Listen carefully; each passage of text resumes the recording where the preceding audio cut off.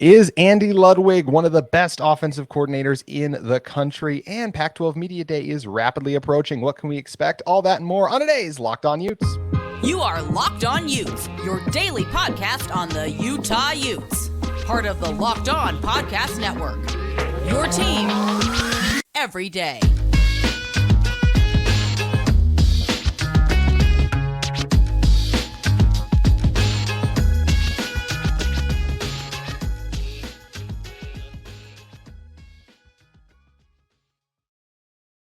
Hello, everyone, and thank you for making Locked On Utes your first listen every single day. We are available on all platforms, including YouTube and wherever you get your podcasts. My name is JT Wistrcill, former intern inside the University of Utah Athletic Department. And on today's show, we're going to talk about some Pac-12 Media Day stuff.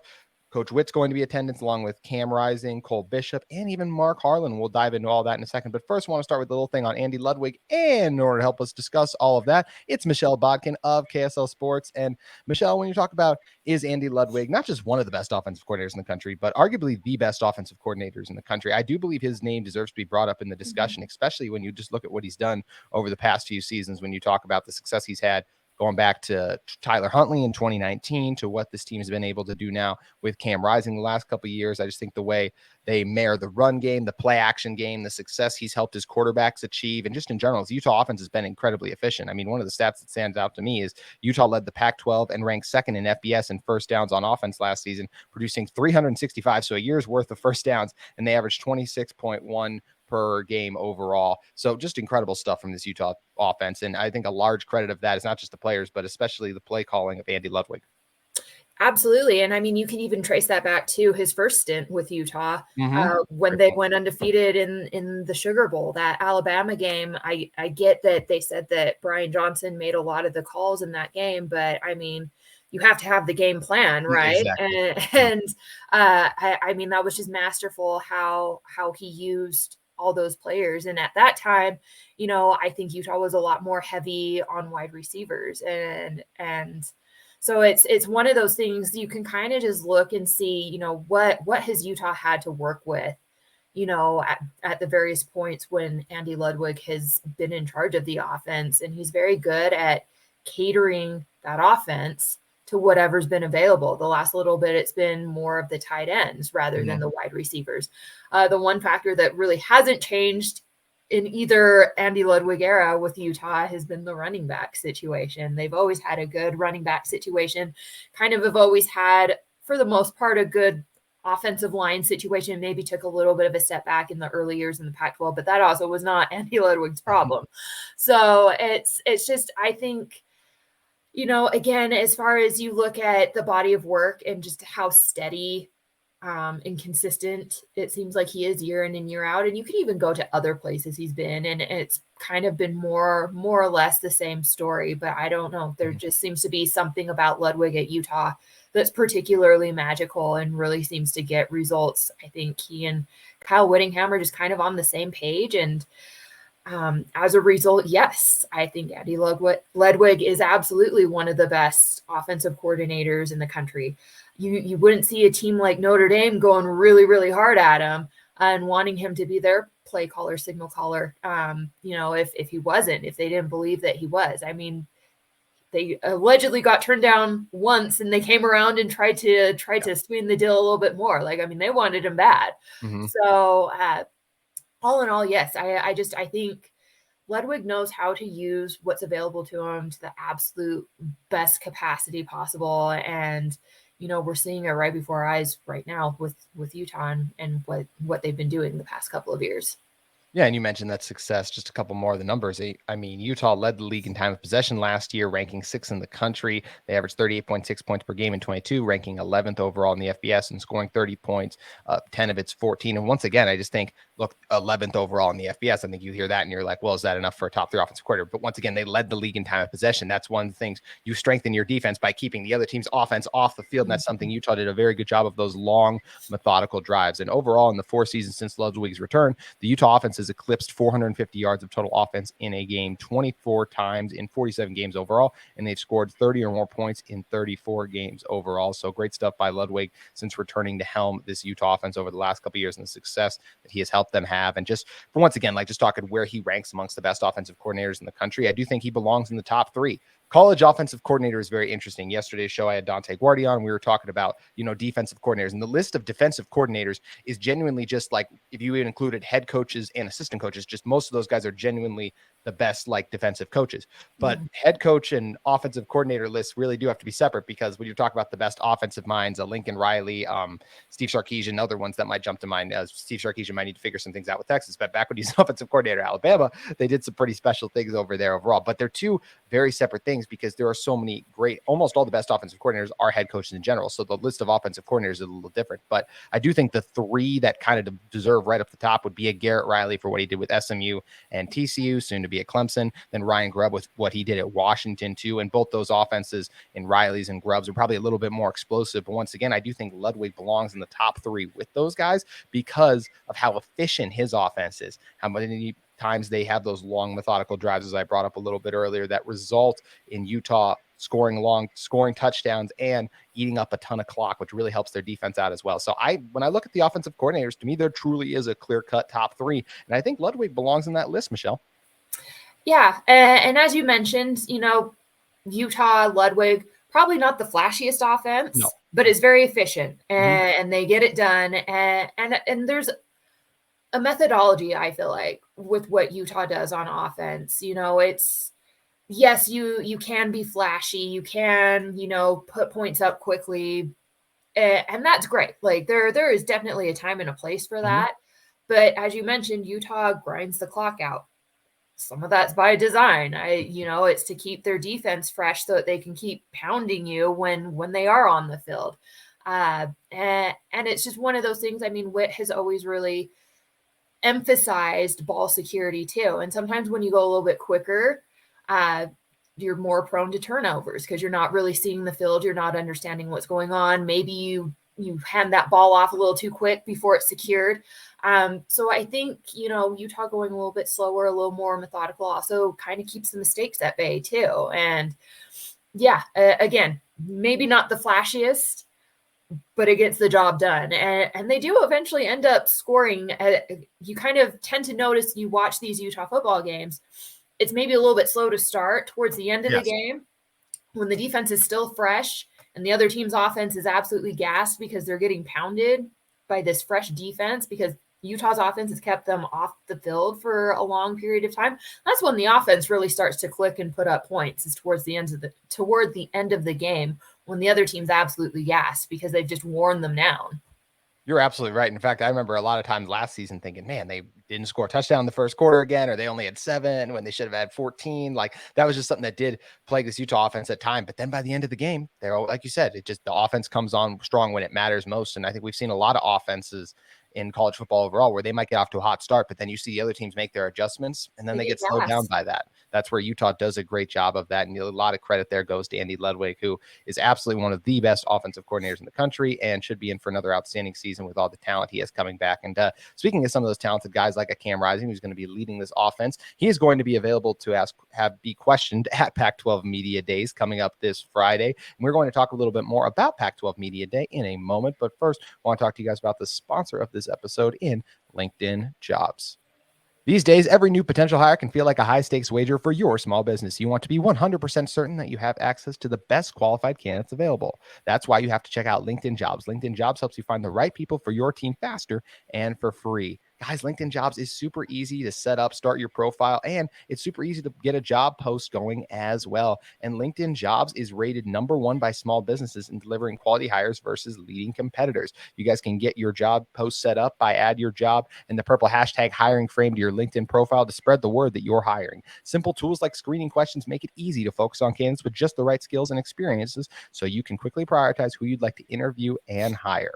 So go to LinkedIn Jobs, because LinkedIn Jobs helps you find the qualified candidates you want to talk to faster. Post your job for free at linkedin.com/LockedOnCollege. That's one word, all caps, LockedOnCollege. That's linkedin.com/LockedOnCollege to post your job for free. Terms and conditions may apply. Michelle, coming back into this one, you will be in attendance this Friday at Pac-12 Media Day, and going to Pac-12 Media Day is going to be Mark Harlan, Kyle Whittingham, Cole Bishop, and Cam Rising. And for what's the biggest thing we're kind of hoping to learn at Pac-12 Media Day, at least for me, it would be the media rights deal. Right. I don't think we're going to learn much. I think this is where we're going to see Commissioner Kliakoff just kind of use his media savvy skills to give some kind of thing like, oh, we're encouraged by it, but nothing's going to come of it like that. So I think that's the thing everyone would love to hear about, but we're not going to hear that. And outside of that, I do think I'm just interested to hear what Coach Whitt is going to talk about as it relates to Cam Rising and Brant Kuithe's health overall. He's going to be asked about it. I'm just curious of what kind of an answer he's going to give. Is he going to be like, they're going to be ready to go week one? Is he just going to give an answer like, well, they're making good progress? Those are probably the two biggest things. I'm very curious to hear what Coach Whitt himself is going to play, because on ESPN 700, we have heard Cam, and I believe Brant's come on that program as well and said like, hey, we're going to play game one. But I do want to hear if Coach Whitt is going to be sharing that sentiment, or if he's going to keep it a little bit more like, yes, they're making good progress. Yeah, I would agree with you. I think everybody would have loved to have heard about the media deal, and I'm sure they'll touch on it in some capacity. I just don't think it's probably going to end up being the kind of information or announcement that maybe a lot of us were hoping for. And you know what? That's fine. As things have kind of come about throughout this process, they have time. Yep. That timeline thing that's been going on forever and ever and ever, kind of since it started, did not come from them. So it's, if they're happy to go along and kind of keep poking and prodding and tweaking and whatever it is you do to negotiate a kind of deal like that, they have until about this time next year. So it kind of is what it is. I think everybody needs to just kind of buckle up and let them do their thing and figure it out. And it'll either work out or it won't. Yep. But I think, other things that can be touched on, and this is kind of why Mark Harlan is being brought into the mix this year to speak with George Kliakoff, is, future plans for the conference. And Utah's going to be one of the leaders of the they kind of already are one of the leaders of the conference. I know everybody talks about the LA brands. If we're being very frank and honest, the LA brands, outside of being a brand name, haven't really brought a lot to the table for the Pac-12 in the last decade. I'm just being real. It's numbers. It's facts. It's just a name brand. That's all you've really kind of accomplished and done for that conference. It really has been Utah, Washington, and Oregon that have been the top dogs in that conference and have really led the charge, have kind of been in the playoff talk consistently. Only 2 of the 3 have gone there. They weren't the best runs, the best showings in those cases, but at least you can sit there and say, we're doing our best and we're trying to figure it out. So I think, it's how is the conference going to center and anchor around those 3 programs? Because those are going to be the flagship programs, at least for the foreseeable future. And then, when you start looking at Utah, I think, the health of the team, and specifically Cam Rising and to a slightly lesser degree, Brant Kuithe, is going to be a big thing. Van Fillinger's another one that, all eyes are kind of on a little bit. But Whitt has kind of come out and said that he expects Cam game 1. So I think, and everything I've kind of heard and have had indicated to me, things are on track for that. Now, whether mentally he looks good, whether he trusts the leg or the knee at that point, those are questions that remain to be seen. But at least on a physical standpoint, he should be ready to go. Yeah, it's going to be very interesting to hear, how exactly they address that and talk about that. But they kind of already have been open about the fact they expect him to play. Yeah, and I apologize for cutting you off there, but you were 100% right. And also, I even want to go back to something you touched on. Part of the reason that the Big 12 and the Pac-12 are viewed as, like, right now, the SEC, the Big Tens are viewed as the biggest brands in college football is because those schools' biggest brands being Ohio State, Michigan, even thinking back to, or not thinking back to, but the recent success that Alabama and Georgia have had, those are the powerhouses in college football. Those are the best teams from those conferences succeeding at a high level. Who are the best teams in the Big 12 and the Pac-12 supposed to be? And yes, Oregon could factor into the Pac-12 a little bit, but in general, for brand wise, it should be USC, it should be UCLA. For the Big 12, it should be Texas, it should be Oklahoma. They weren't winning at a high level. They weren't elevating the conference's brand. And now, because they weren't able to do that about the conferences, they're going to jump ship and go over to those other brands. But if they were winning at a high level, people want to watch a winner. Yes, brands and everything matter like that, but when brands are winning at that high of a level, people tune in. And I really think if those programs had been in a better position and there was a little bit more parity in college football, I don't know if we have this whole conference realignment thing going on right now. So it is an interesting discussion. And you were absolutely right in what you said. USC had a great season last year. Or it didn't end this season fantastically with the Pac-12 championship loss and the bowl game, but that was the first time in a long time we've seen that program be back at kind of that top 10 level that they're supposed to be at routinely. So I think it definitely played into a factor of why they're jumping ship now. And it's definitely, when you're talking about football brands, when you talk about recent success, you don't mention USC first. You mention those other three schools first that you brought up as well. And you mentioned talking about everyone's health as well. We discussed that. I think another thing at the media day I'm excited to hear about, Michelle, is I always like hearing Coach Whitt talk about who's kind of stood out to him a little bit. Who guys is he, whether it's like, oh man, we're really excited to get a Leavani Demouni, and he's going to be excited about all these guys, but who is he going to specifically mention by names? Is he going to say like, man, Junior Tafuna has been great for those past few years, but he just looks like a different beast this coming season too? Like, I'm always curious to see which names and which guys he shouts out. I think last year, he brought up a couple different guys. I think he did mention Cole Bishop by name even last year, and we saw he still had a really good season. So I'm kind of interested to see who he's going to bring up. But are there any other things you're curious to get Coach Whitt's thoughts on, especially because you're going to be able to ask him some questions? I know. Yeah. I think just the overall mindset of this team, it's very interesting because once again, Utah basically returns the same team for like the third season in a row. Like, yes, there's a couple of pieces missing, but for the most part, it's the large same core. Last year, there was kind of this crazy frenzy around this team about dark horse playoff and, Heisman's and we're not hearing anything about that. And it's basically the same team. Instead you're seeing like a USC get that conversation and that talk a little bit more, and Washington. And so I'm curious, what is the mindset of the team that you were kind of considered this last year? You're basically the same team this year. You're not being talked about that way.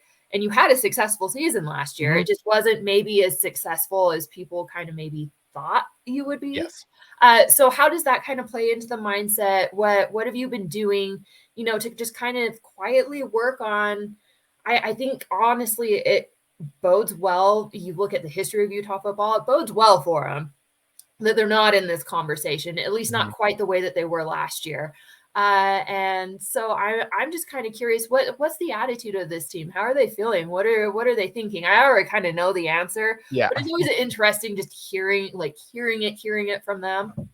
It absolutely is always curious to see how coaches and the players are going to be approaching it from that standpoint too. And I think you raise up a really interesting question. Like, this team, if anything, actually might be better from this point, like where we looked at him last year, because I know me personally, I thought that I just think I a little bit discounted the Devin Lloyd piece. I think that we knew like, hey, he's great first round NFL pick, but I thought that the other guys would just be able to step up around him. And it did take that defense a little bit of time to get going, as we saw on the season overall. But I think for, like you said, last year, dark horse playoff contender, this year not really being talked about in that regard. To me, the reason for that, and I'm curious to hear if this is your reason as well, is because of the schedule. That's if this Utah team had last year Utah's team schedule, I would be talking about them as a dark horse playoff contender with the talent they return on both sides of the ball. To me, the reason I'm hesitant to say that is because you need to be a one-loss conference champion. And I think that is going to be so incredibly